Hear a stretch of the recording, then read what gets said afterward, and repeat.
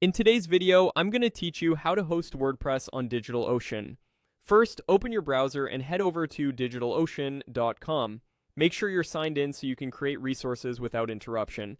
If you're new, have a payment method ready, and if you already use SSH keys, keep them handy. They'll make the setup more secure. Once you're on the dashboard, look for the Create button in the top right corner. Click it to open the menu of available resources. From that list, choose Droplets. A droplet is DigitalOcean's term for a virtual server, and this is where your WordPress site will live. You'll be prompted to choose a region. Pick the location closest to your visitors to reduce latency and speed up your site. After that, select a specific data center within that region. If multiple options are available, choose the one with the best availability for your area. The differences are mostly about physical location and capacity. Next, you'll choose an image, which is the base software your server will run. Instead of starting with a plain operating system, we'll use a pre-configured option so WordPress is ready faster. Click the Marketplace tab to browse curated images.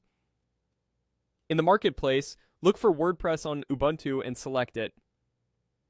This bundle installs WordPress on top of Ubuntu automatically and includes common prerequisites, saving you time and avoiding manual configuration. Now it's time to choose your authentication method. You can use a password, but SSH keys are strongly recommended for security. Select SSH key as your method. If you don't see a key listed, you can add one from your local machine. Once it's added to your account, it will appear here for selection. With security set, finalize your details.